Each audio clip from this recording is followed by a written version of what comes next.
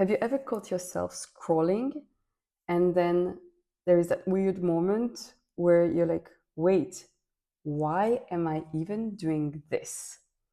Yes, doom scrolling has become the modern world pacifier. The second we feel bored, uncomfortable, anxious, or even sometimes just a bit restless, we reach for this little device and then we scroll over and over again, mindlessly, endlessly. Think about yourself at midnight scrolling through nothing, not even enjoying it, just unable to stop. Kind of like a baby who can't sit with discomfort for even a minute without needing to be soothed. Except, guys, we are adults. And here's what I want you to really sit with. It isn't just a bad habit, it's quietly putting us asleep. It's dimming something within us. And in this video, I want to show you exactly what doom scrolling is taking away from you, why it's happening, and why it's actually not entirely your fault, and how you can actually wake up. Hi loves, welcome to Lights of Dipa. If you're new here, I am Dipa, and this space is all about helping you reconnect with that inner power to step in your full creative flow and energy, and to help you come home to yourself. If that resonates, hit the subscribe button, turn on the notifications button so that you don't miss anything coming from Lights of Dipa. And also, I love to know where you guys are tuning in from. So let us know in the comments. I am myself now in Belgium, in Brussels. And before we go deeper, let's first explore what exactly doom scrolling is. You pick up your phone just to check one thing. Last minute, 40 minutes after, you're watching a stranger redecorating their home and you genuinely cannot tell how you got there. It's actually a rabbit hole and you didn't even choose it. You don't really care about it, and somehow you cannot stop consuming it. This wasn't always a thing. It's not because people 20 years ago had more discipline. It's just because that technology did not exist 20 years ago, and it was not planned to do this to us before. I remember in the early days of like that connectivity, you would open the page, open the app, scroll through, put some comments, send some photos of people you actually knew. And within 10 minutes, you were done. You would close the app, close the phone, put it away, and there was an actual end, a natural stopping point, and you'd close the app, go live your life. That stopping point was actually removed, and it was removed on purpose. Because the moment you hit the end, you leave. And actually, you know what? The longer you stay, the more money gets made on those apps. So there is an infinite scroll. That infinite scroll was actually engineered, put on purpose. No bottom, no finish line, and content was built to keep feeding you exactly what keeps you watching. Yes, hear that again. The content was put exactly with things that keeps you watching so that you stay longer without even realizing. And the thing is, like, our brain needs closure. It craves closure, right? So when you finish something, a workout, a chapter, a song, a conversation, a loop closes, and then you feel a slight hit of satisfaction. And infinite scroll never let that loop close. So you keep going, you keep chasing completion that was never designed to arrive. Adding the likes, the comments, the notifications, a little spark of new every single second. And what you're holding is essentially a slot machine, a sleeping machine. You're not pulling that lever because it's fun.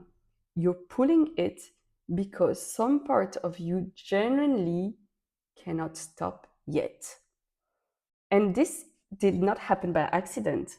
It was built, it was engineered so that you stay over and over on those apps. So now let's see why this hijacks us so easily. That is that dopamine piece that we need and we crave, and why this is all about why you keep doing those things that drain you over and over again. To understand what this actually does to us, we need to talk about dopamine for a second. Dopamine is not just the pleasure chemical, it is the motivation chemical. It is what gets you to do something. It is what gets you up and keep doing, keep moving, and then rewards you afterwards. For all human history, you earned that hit.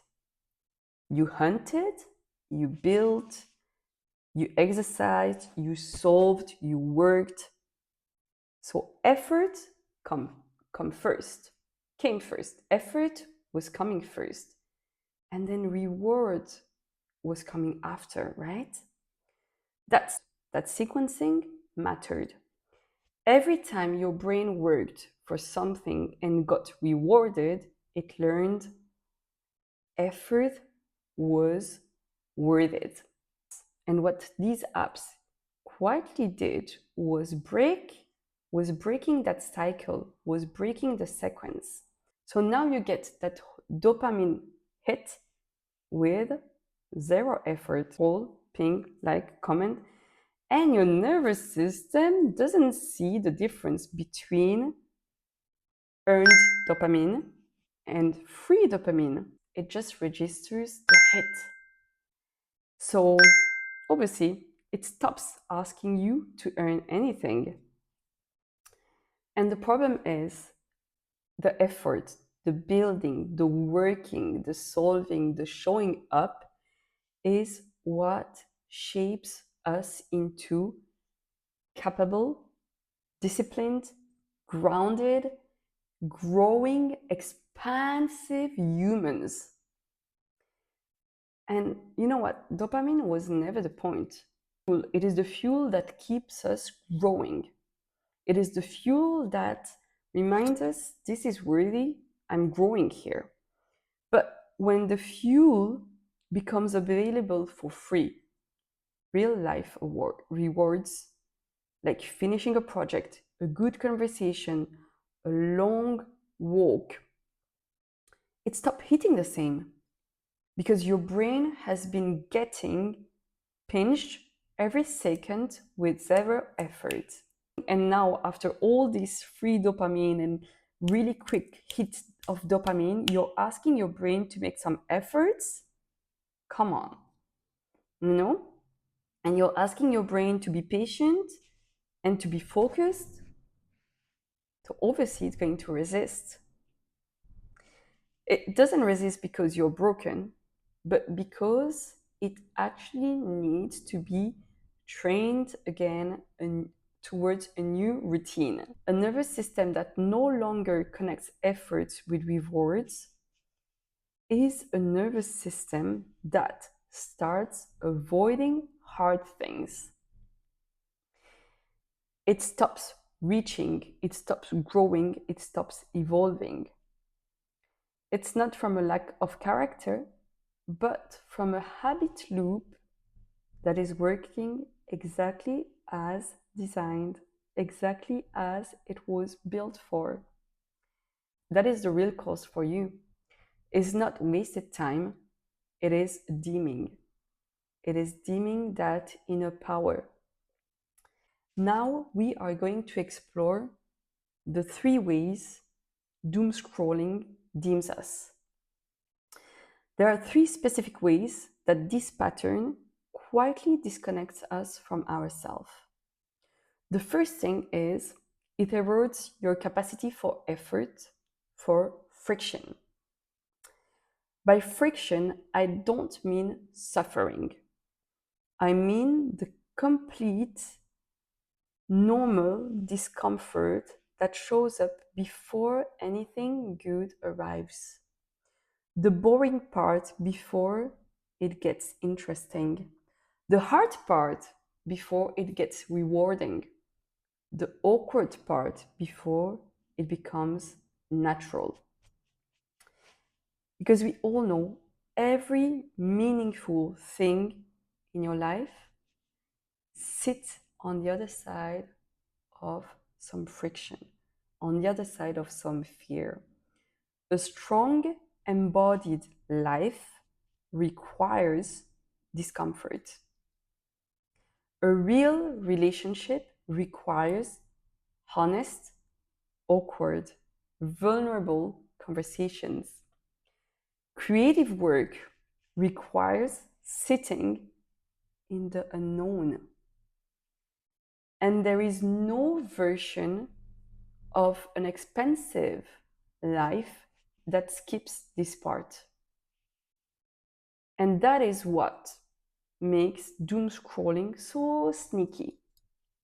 It trains us to flee friction the instant you feel it.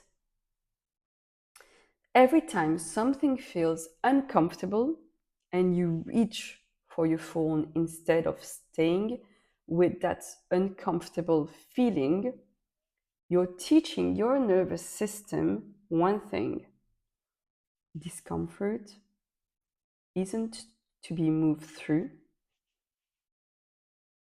it's to be escaped. And you're teaching your nervous system that fleeing your emotions is normal and is a good thing for you. Because you flee it, then you go on the app, then you get dopamine hit. And then suddenly it feels good. But for how much time does it feel good? Over time, the more you do that, over time, your tolerance for friction shrinks. And obviously, the workout becomes harder. The project feels too boring. The conversation feels too uncomfortable. The boring relationship becomes something to avoid because you don't have that dopamine hit. And avoiding it feels like relief in the moment, but it quietly costs you the life you actually want. The second thing of what doom scrolling does is it erodes your ability to delay gratification. There is a well-known study, you probably heard of it, where young kids are put at a table together and each of them are given a marshmallow. And they are told, you can either eat it now or you can wait a few minutes, 15 minutes, and you get a second marshmallow. Some ate it immediately, others waited. And you know what? What is fascinating is that what happened decades later, when researchers followed those kids, the ones that could wait went on in their life to have stronger relationships, better outcome across the board, more capacity to follow through on what mattered to them. The ability to delay gratifications turned out to be one of the greatest, one of the strongest predictors of well-built life. Every worthwhile thing has a delay built into it. The body changes after weeks, not days. Your mind gets trained over and over again and asks you discipline, consistency, practice. The business pays off after years, not after day one. The relationship deepens with time, not instantly. Life rewards patience, and it comes in repetitive, boring tasks sometimes, but this is so necessary to have a long-lasting change. And like doom scrolling actually trains the opposite. Every swipe revolves boredom instantly. Every scroll fixes discomfort right now. There's no waiting, there's no building, there's no trusting the process. And delayed gratification is a muscle, unused. And so it weakens. So the gym, after 2 weeks of no visible result, starts to feel pointless. The business, after months of no traction, starts to feel pointless. The relationship that needs time to deepen starts to feel pointless. And this is not because it's not working. This is just because you have lost the capacity to stay present with something before the reward shows up. And that presence, that ability to find meaning in the unfinished middle of something, that is actually where most life happens. That is actually where most people quit. Now we have the third and last point about what doom scrolling does. It quietly disconnects us from our inner voice. This one is the most subtle one. And honestly, it is the one I want you to really hear, to really listen. When you are constantly consuming other people's lives, opinions, aesthetics, choices, you slowly, without noticing, stop generating your own. You start becoming a reflection of whatever the algorithm has been showing you, has been feeding you, instead of someone rooted into your own inner wisdom, your inner knowing. You see, someone's home suddenly becomes that aesthetic you want. You see someone's relationship and yours feels like it's not enough. You see someone's body and suddenly yours feels like a problem. You absorb opinions without even actually thinking them through for yourself.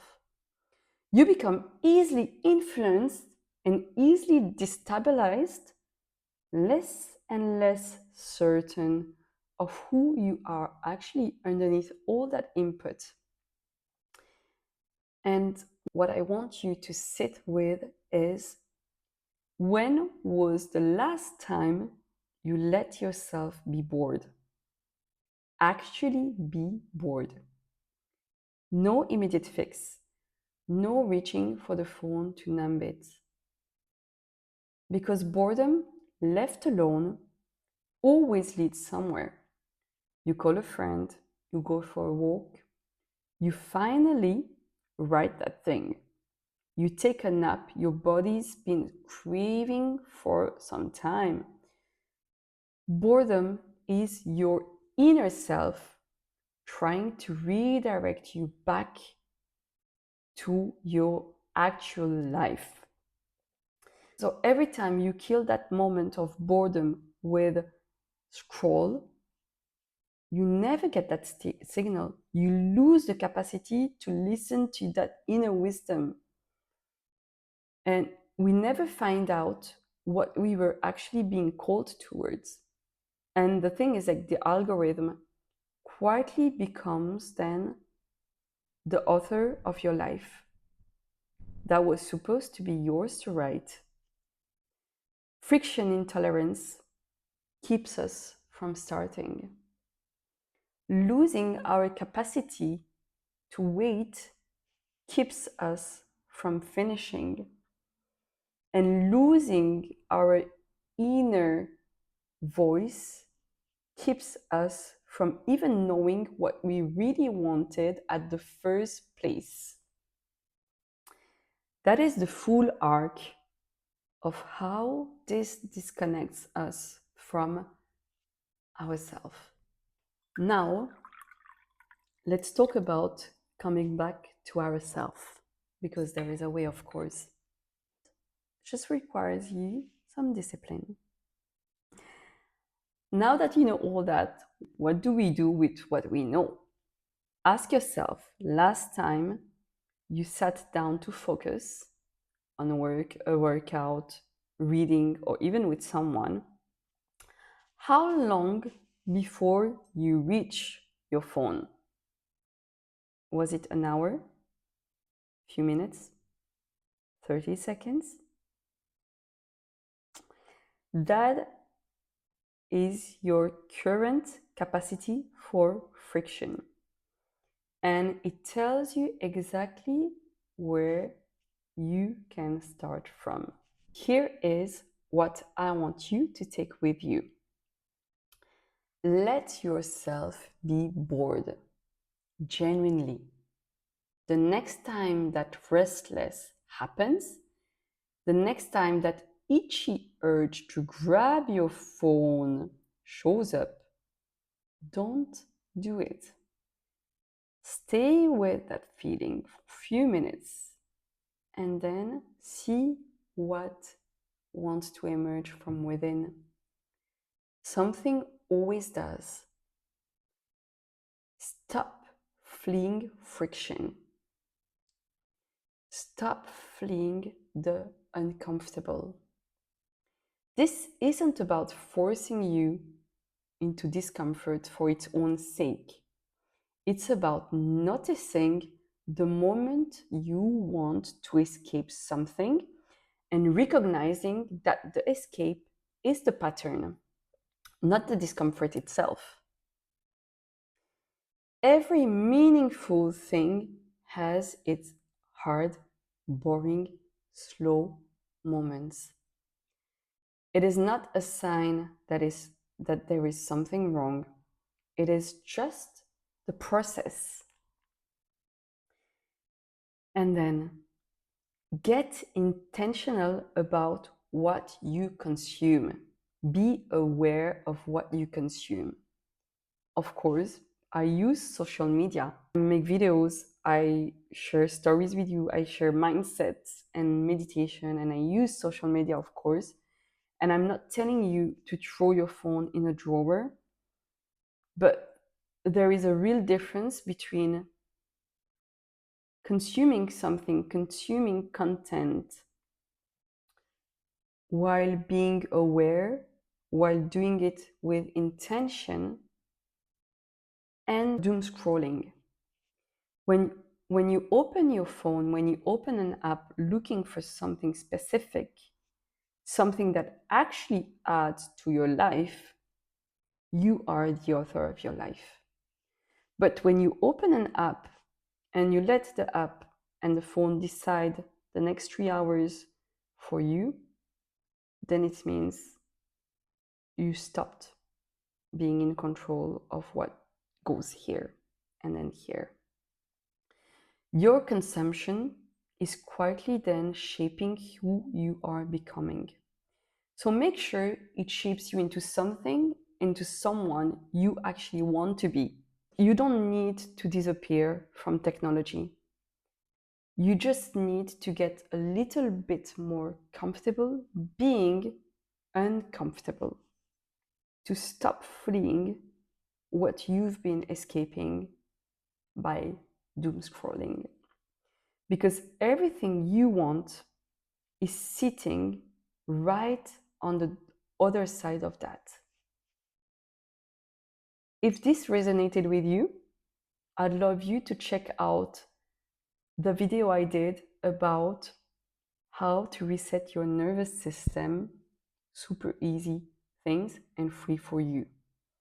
I talk about how to expand your comfort zone without overwhelming your nervous system with free things. And if you're not ready for that yet, it's okay. Stick around and I'll see you in the next episode, which will be out on Saturday. So we have episodes coming out Mondays, Wednesdays, and Saturdays. Don't forget to comment where you guys are tuning in from, to hit the subscribe button, and to turn on the notifications so that you don't miss anything, any amazing content from Lights of Dipa. In the meantime, I see you on the next episode, and I send you love and light wherever you are in the world and in your life. Thank you. See you soon.